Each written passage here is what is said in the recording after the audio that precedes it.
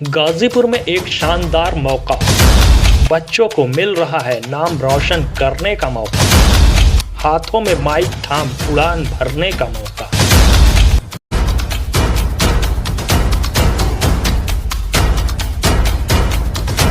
गाजीपुर में एक ऐसा मंच जहां होती है उड़ान भरने की तैयारी।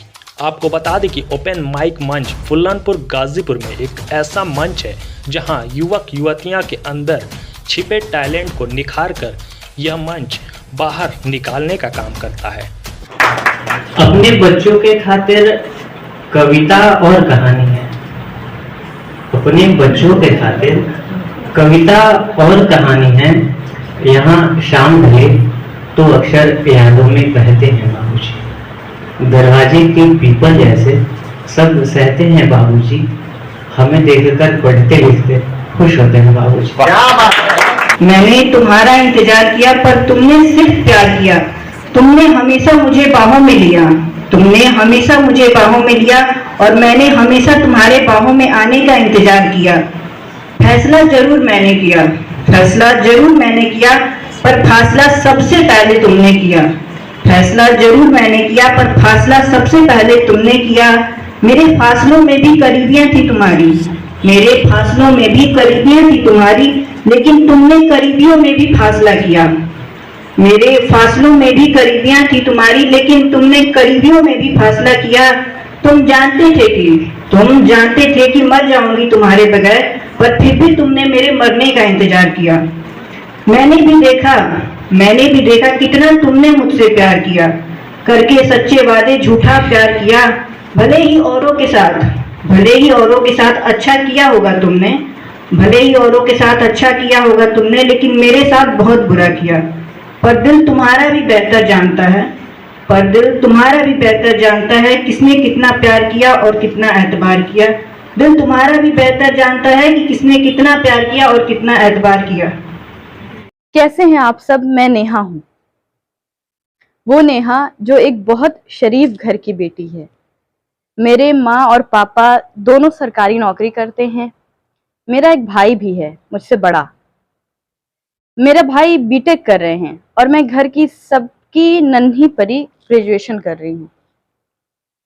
आज आप सबसे बातें करने का दिल कर रहा है, और करे भी क्यों ना, इस दिल की भी एक सीमा है, कुछ भी सहने की, बर्दाश्त करने की या अपने अंदर रखने की। मेरे घर वाले मुझे बहुत प्यार करते हैं, मुझ पर जान छिड़कते हैं, लेकिन फिर भी मैं अकेली हूँ, परेशान हूँ, उलझन में हूँ, मजबूर भी हूँ, क्योंकि मुझे किसी से बात करने की आज़ादी नहीं है, या यूं कहूँ कि कह ही नहीं पाती। इसलिए तो आज ये खत लिख रही हूँ। पता है आपको, जब मैं केवल 3 साल की थी, 3 साल, जब मैं केवल 3 साल की थी, अपने मोहल्ले में बाकी बच्चों के साथ खेल रही थी, तो मुझे एक भैया बुलाने आए कि नेहा, तुम्हें तुम्हारी माँ बुला रही हैं। मैं तुरंत घर जाने के लिए घूमी घर की तरफ, तो उन्होंने कहा चलो मैं ले चलता हूँ। उन्होंने मुझे इस तरह से देखा और मेरे नाजुक कंधों को मसलते हुए मुझे गोद में उठाया कि 3 साल की उम्र की वो तकलीफ मुझे अब भी याद है। मैं दोबारा उनसे बहुत दूर रहने की कोशिश करती, लेकिन वो बार बार मुझे छूने की वजह ढूंढ ही लेते थे। मैं कुछ नहीं कर पाती। मुझे बिल्कुल अच्छा नहीं लगता था, लेकिन कुछ समझ में नहीं आता था कि मम्मी को क्या बताऊं। मुझे पता नहीं था कि क्या हो रहा है। कुछ साल बीते, मैं क्लास 5 में पहुंची। अब मुझे पता था कि भैया मेरे साथ गलत करते हैं, मुझे उनसे दूर रहना है। मैं रहती भी थी, लेकिन एक दिन घर पर कोई नहीं था। मम्मी पापा अपने काम पर थे और भाई कॉलेज गया हुआ था।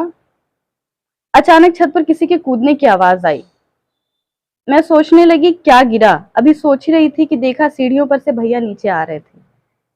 मुझे देखकर वो मुस्कुराए और मुझे एक बार फिर से अपने कंधों का वो दर्द याद आ गया।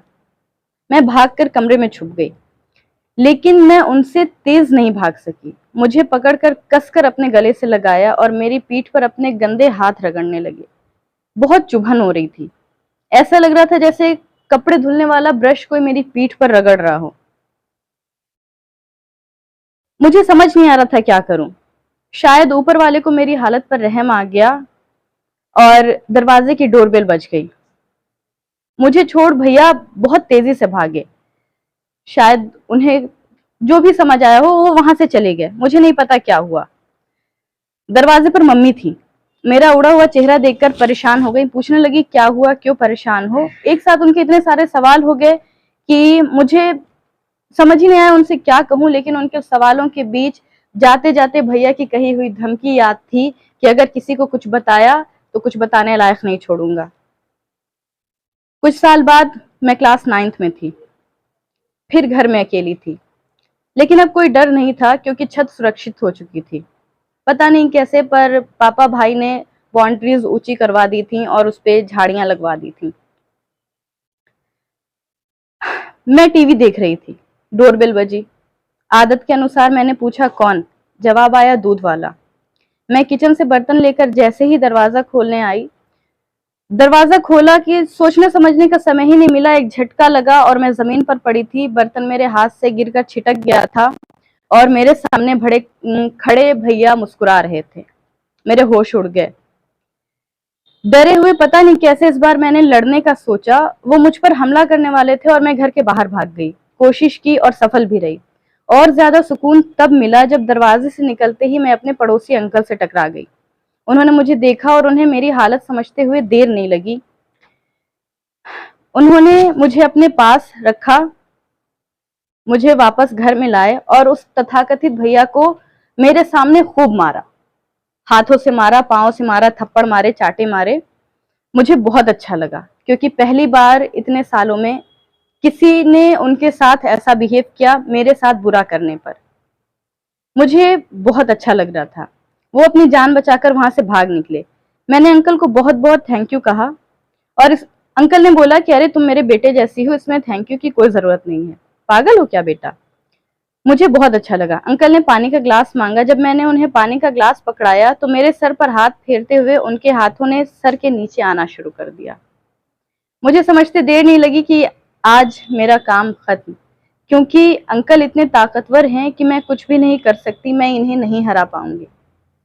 उस दिन अंकल ने मुझे पूरी तरह से नोचने का प्लान बना लिया था कि दूध वाले आ गए और मेरी जान और इज्जत दोनों बच गई।